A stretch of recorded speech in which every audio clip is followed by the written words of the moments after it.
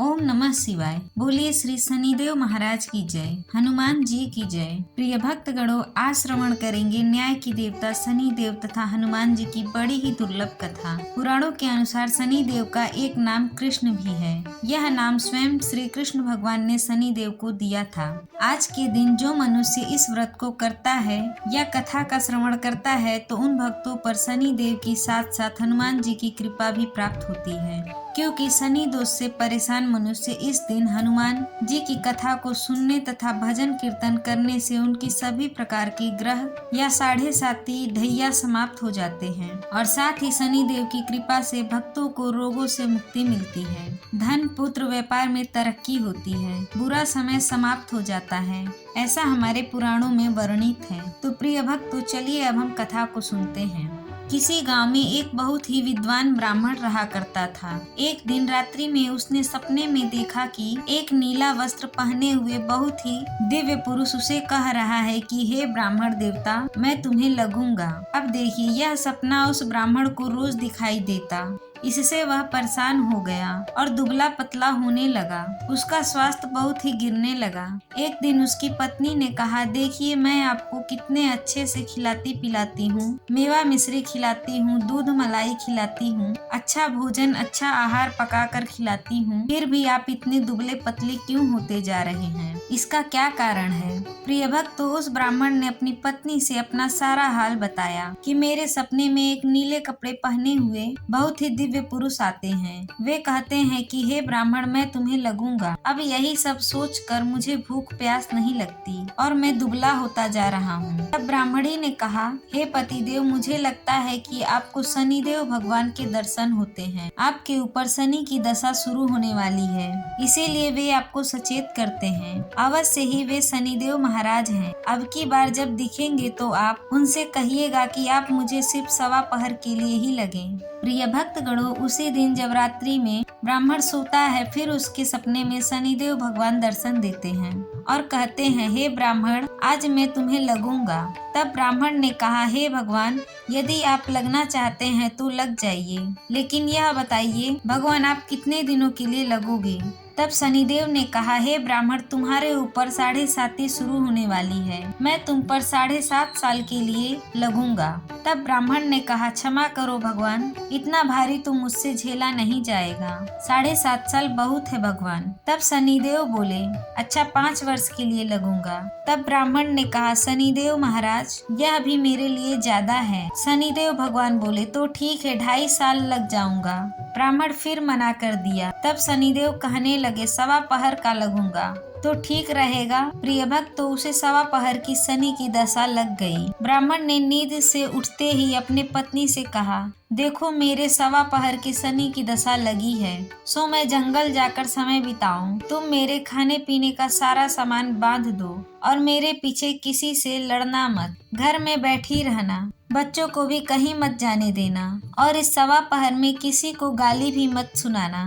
ऐसा कहकर ब्राह्मण अपने घर से जंगल की ओर चल दिया। जंगल में ब्राह्मण एक पीपल के पेड़ के नीचे बैठ गया और हनुमान जी का पाठ करने लगा।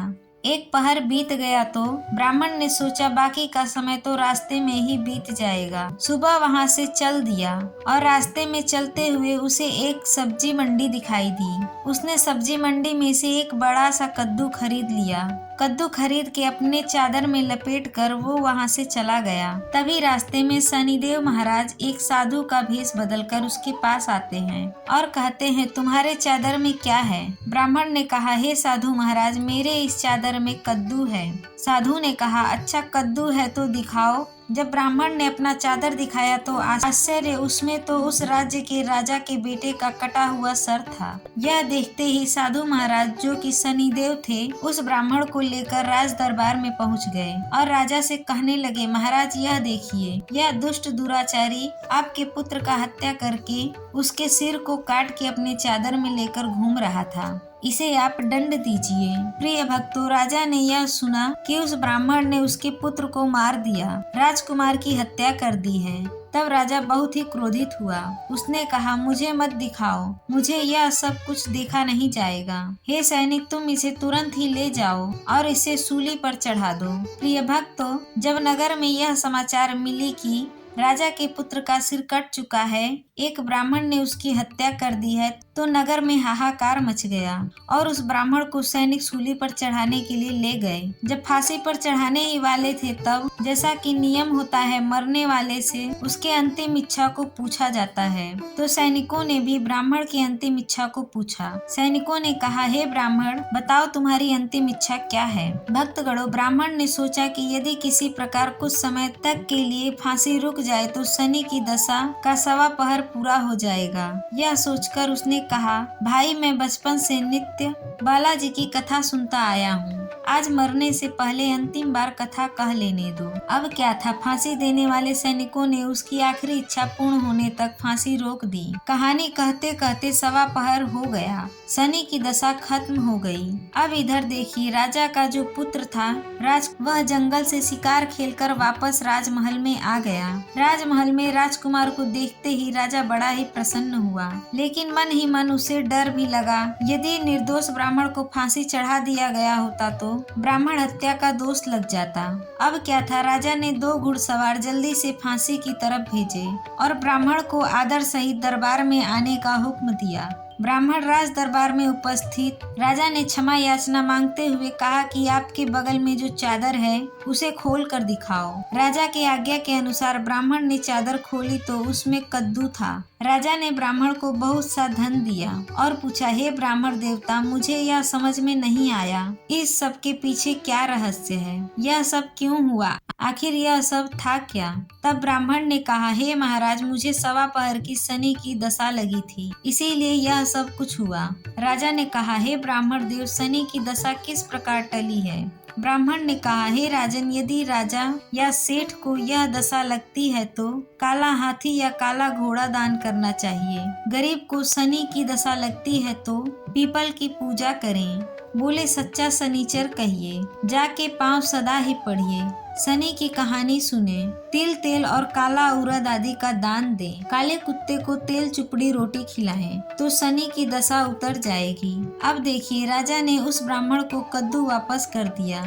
अब घर आकर ब्राह्मण ने कद्दू अपनी पत्नी को दिया। जब उसकी पत्नी ने सब्जी बनाने के लिए उस कद्दू को काटा तो उसके बीजों की जगह हीरे मोती निकलने लगे। ब्राह्मणी ने पूछा, हे पतिदेव, यह सब क्या है, इसमें से हीरे मोती कैसे निकल रहे हैं, इसे कहाँ से लाए हैं आप। तब ब्राह्मण ने कहा, हे प्रिय, जब शनि की दशा लगी थी तो यह कद्दू कुंवर का सर बन गया था, और जब दशा उतरी है तो शनि देव ने कैसे निहाल कर दिया, हमें माला माल कर दिया है। हे शनि देवता, जैसे ब्राह्मण को शनि की दशा लगी वैसे किसी को शनि की दशा ना लगे।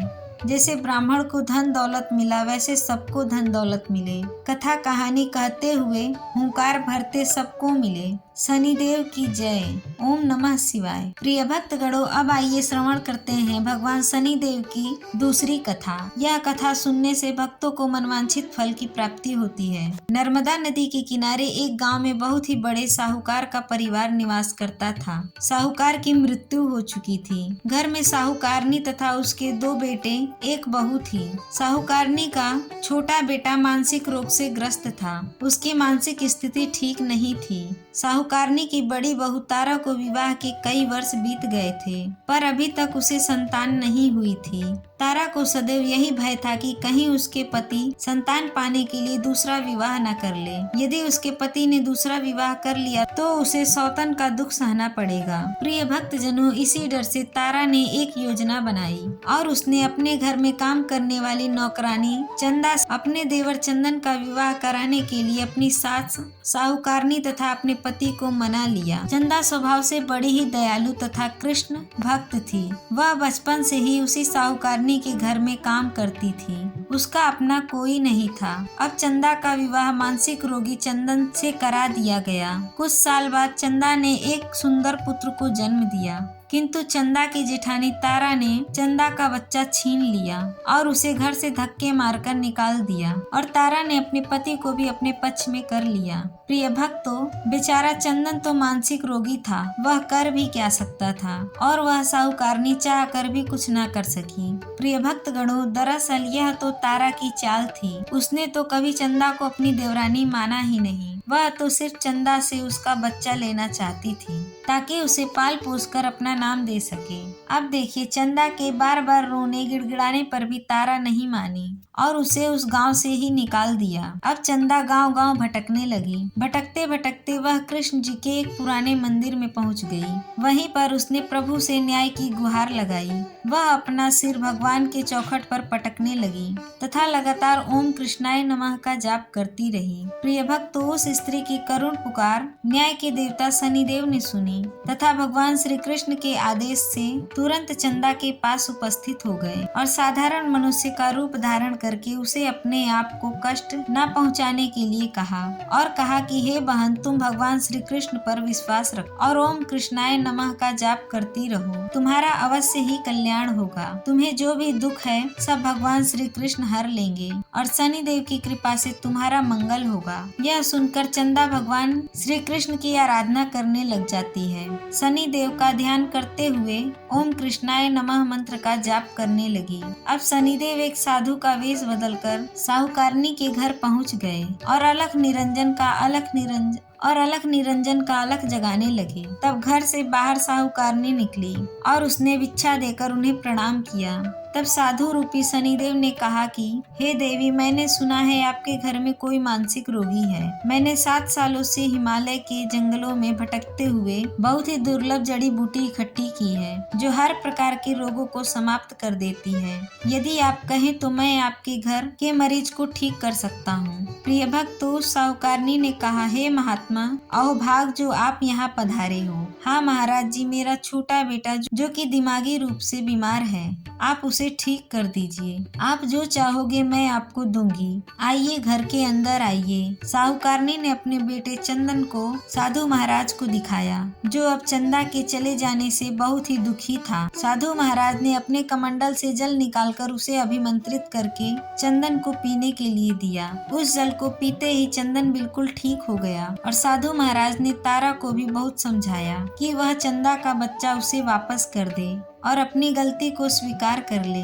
किंतु नहीं मानी वह तो उल्टे ही साधु महाराज को ही डांटने लगी। यहाँ तक कि चंदन के ठीक होने पर उससे ईर्ष्या होने लगी। इस बात से रुष्ट होकर भगवान शनिदेव की दशा तारा को लग गई और वह मानसिक रोगी हो गई। उसका एक हाथ लकवा से ग्रस्त हो गया। साधु महात्मा के बताए अनुसार चंदन अपनी पत्नी चंदा को घर ले आया और अपनी पत्नी, बच्चे और माँ के साथ हंसी खुशी जीवन व्यतीत करने लगा। प्रिय भक्तों, तारा को शनिदेव ने उसके कर्मों का फल दिया और चंदा के सिर्फ ओम कृष्णाय नमः मंत्र का जाप करने से उस पर कृपा बरसाई और उसका बच्चा और पति परिवार वापस मिल गया। उसका पति स्वस्थ हो गया। जय शनिदेव। ओम नमः शिवाय। प्रिय भक्त गणों, यह सही है कि 7:30 के समय व्यक्ति को कठिनाइयों एवं परेशानियों का सामना करना होता है, किंतु इसमें घबराने वाली बात नहीं है। इसमें कठिनाई और मुश्किल हालात जरूर आते हैं, परंतु इस दौरान व्यक्ति को कामयाबी भी मिलती है। बहुत से व्यक्ति 7:30 के प्रभाव से सफलता की ऊंचाइयों पर पहुंच जाते हैं और 7:30 व्यक्ति को कर्मशील बनाता है और उसे कर्म की ओर ले जाता है। हठी, मनमानी और कठोर व्यक्तित्व वाले व्यक्ति से यह काफी मेहनत करवाता है। 7:30 के 3 चरण होते हैं। 7:30 का पहला चरण नजदीकी रिश्तेदारों तथा जातकों को प्रभावित करता है। 7:30 का दूसरा चरण व्यापार और गृहस्थ को प्रभावित करता है। 7:30 का तीसरा चरण परिवार और स्वास्थ्य को प्रभावित करता है। भगवान शनिदेव न्याय के देवता हैं। यह कभी भी किसी को ऐसे ही दंड नहीं देते। यदि दंड देते हैं तो उसे उसके साथ बहुत ही बड़ी शिक्षा भी देते हैं। जैसे एक माता अपने पुत्र की गलती पर उसे दंड देती है, उसकी भलाई के लिए, उसे सही मार्ग पर ले जाने के लिए, ठीक वैसे ही शनिदेव कर्म और न्याय के पथ पर चलने के लिए मनुष्य को दंड देते हैं। प्रिय भक्तों, इस कथा को हर शनिवार को अवश्य ही सुनना चाहिए। कथा अच्छा लगा हो तो वीडियो को लाइक जरूर करें और कमेंट में जय शनिदेव और हनुमान जी की जय जरूर लिखें।